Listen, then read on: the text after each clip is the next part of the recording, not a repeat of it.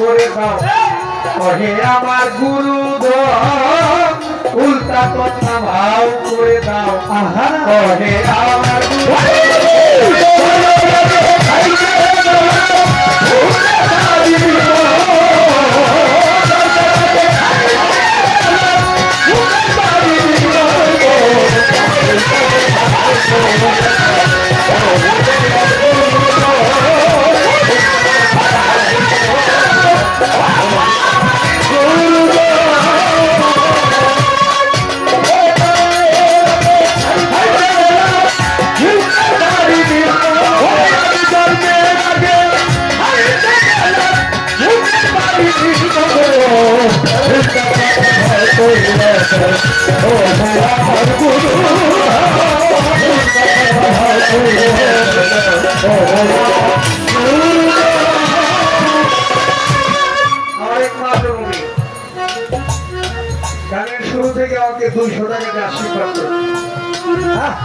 মায়ের প্রতি আমার ভক্তি রইল ভালো ভালো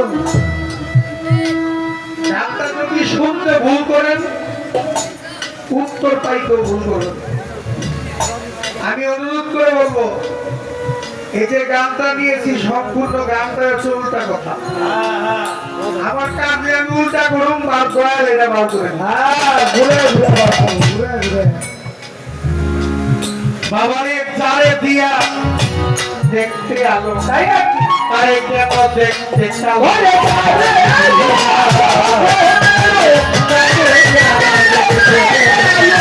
চারে দিয়া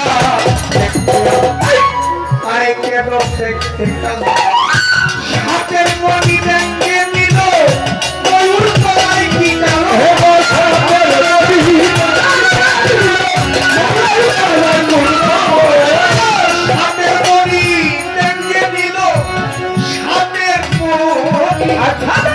হাতের মনি দেখতে নিল ময়ূর কলাই কি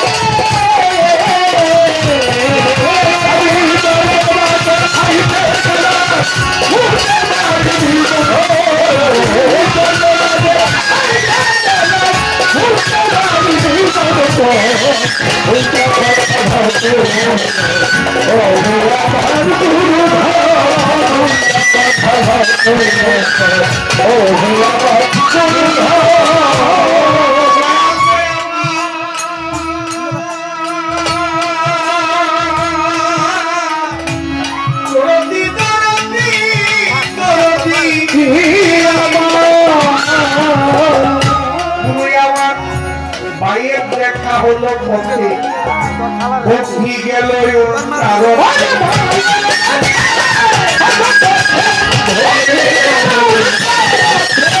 মায়ের দেখা হলো পথে ভক্তি গেল তারকে অমাবস্যা পূর্ণিমাতে কোথায় লাগে চন্দ্র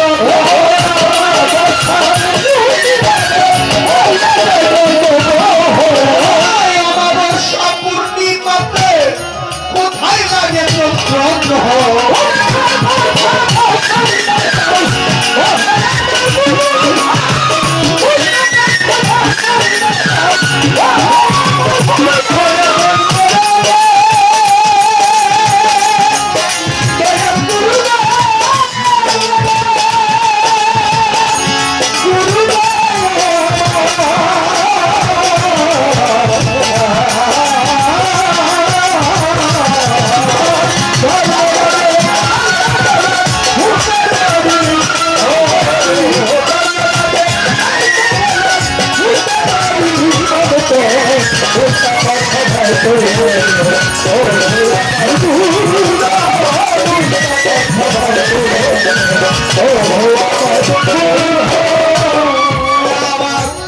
শিয়ালের শিং সাপের পাঁচ পাও আমারে আমি আপে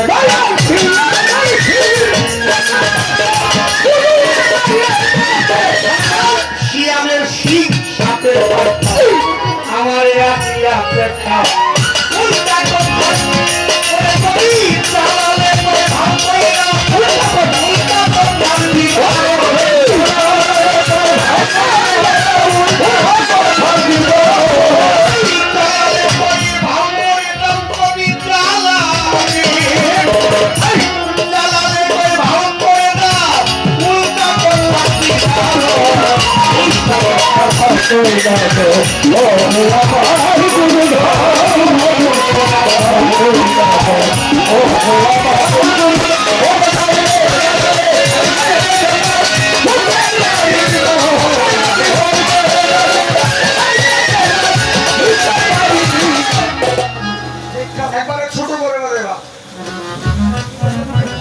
গানের একটি কথা যদি বিফলে যায় সাধকের লেখকের সাক্ষ্য থাকে না, সাধক কষ্ট করে না। যার ঘরের গানটা আমি সেই ঘরেরই একজন গুণী মানুষ পেয়েছি, তার জন্য জিজ্ঞেস করেছি। আমি জন্মের আগে খাইতে গেলাম ভূতের বাড়ি নিমন্ত্রণ, উল্টা কথার ভাও করে দেওয়া হয় আমার গুরুজন। যিনি জন্মই নেয় নাই তিনি আবার ভূতের বাড়ি দাওয়াত খায়। আরে বাবা রে বাবা, দয়াল তারে দিয়ে দেখতে আলো, তারে কেন দেখতে গেল? আমার সাতের মনি দেখে নিল ময়ূর পালায় কি গেল? ভাইয়ের দেখা হলো পথে, ভক্তি গেল উল্টা পথে। আমার পূর্ণিমাতে কোথায় লাগে যন্ত্র? শিয়ালের শিং সাপের পাঁচটা। শিয়ালের শিং দেখছেন কোনদিন আপনারা? দেখলে কোনো, কিন্তু কবি তো বলছে শিয়ালের শিং আছে। সাপের পাও দেখছেন কোনদিন?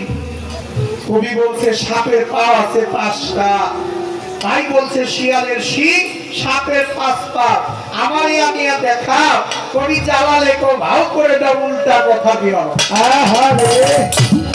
দয়াল আপনি গুরু, আমি শিষ্য, আপনাকে কিছু দিয়ে আমি সন্তুষ্ট করব, সে যোগ্যতা সেই কোনো কিছু আমার মধ্যে নাই। আমি একজন গোলাম। মনিবের বাড়িতে গোলামের কখনো চাওয়া থাকে না, পাওয়া থাকে না। তার একমাত্র চাওয়া মনিবের দিকে তাকায় থাকবো।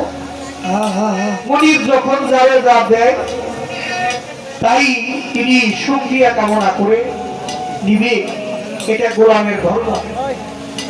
আজকে যে শিষ্যের পালা নিয়েছি আপনি মনে রাখবেন, আমি বিরাজমান শিষ্য হইয়া গান করতেছি তাই না, আমি যেন প্রকৃত একজন শিষ্য হয়েই গাইতে পারি। আমাকে দিয়ে যেন অভিনয় না হয়, আমি শিষ্য হয়ে যেন গান করতে পারি, শিষ্যের ভাবে যেন আমি আমার গুরুর প্রতি প্রেম ভক্তি শ্রদ্ধা রাখতে পারি। তুমি তো দীনবন্ধু, তোমার কাছে না চাইলে আমি কই পাবো? যাহা মার কাছে চাওয়া চাইলেও পাওয়া যাবে না, যাহা বাবার কাছে চাইলেও পাওয়া যাবে না, যাহা ঘরের স্ত্রীর কাছে চাইলেও পাওয়া যাবে না, যাহা সংসারে দূরের ভাইয়ের কাছে চাইলেও পাওয়া যাবে না, পৃথিবীর কারো কাছে চাইলে পাওয়া যাবে না, একমাত্র গুরুর কাছে চাইলে পাওয়া যাবে। তুমি যে আমার গুরু, আমি নদীতে যাই, যেই নদীতে জোয়ার বাতাস, নদীতে যারা গোসল করে নদীতে জোয়ার বাতাস আছে আছে। ও গুরু, তোমার যে নদী আছে, তোমার নদী জোয়ার ভাটা কখন হয়? তুমি তো গুরু, তোমার নদীর কি জোয়ার ভাটা কখন কোন সময় তোমার নদীর জোয়ার হয়, আবার কখন তোমার নদীর ভাটা হয়, এই বিষয়গুলো দয়া একটু জানতে চাই। আমার এই বিষয়গুলো একটু দয়া করে যদি কৃপা করে আমাকে বলে, তাহলে আমি বুঝতে পারবো এর মধ্যে অনেক কিছু আছে।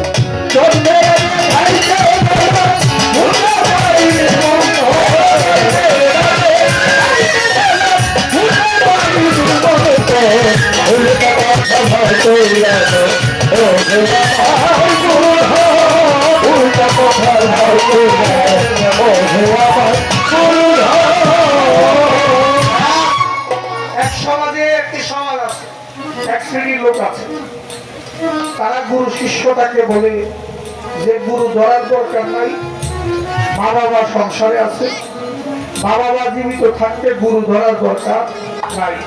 আসলে দয়া, মা বাবা তো আছে, মা বাবা তো গুরু, মা বাবা থাকতে কি গুরু ধরা যায় কি নাই, একটু দয়া করে আপনি দলিলটা দিয়ে বলবেন। আজকে আমাদের যিনি পালাটা উপস্থাপনা করেছেন অত্যন্ত গুণী মানুষ, আমি তাকে শ্রদ্ধা করি। তিনি দুটি কথা বলেছেন যে আপনারা এমন কোনো কথা বললেন না আপনারা যাওয়ার পরে মানুষ আমাদেরকে ধরে ভাইয়ে বেয়াদবি কাজ করবে।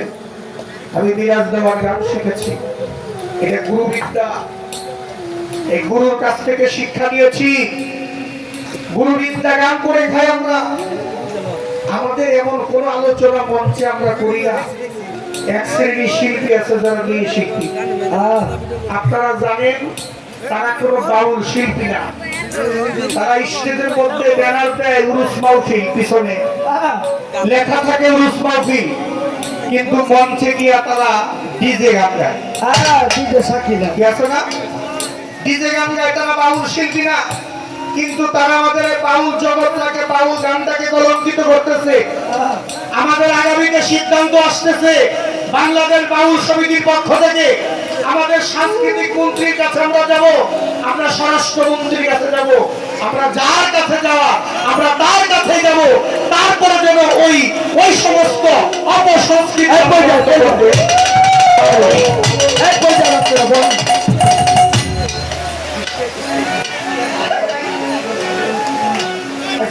যেখানে যেভাবে থাকুক, বৃষ্টি যখন আসতেছে আসুক, আপনারা যে এখানে যেভাবে দাঁড়ান, আমরা এখানে টেরপাল আছে, আমরা এইখান থেকে আমরা দাঁড়ায় গান শুরু করে দিব। ওই আছে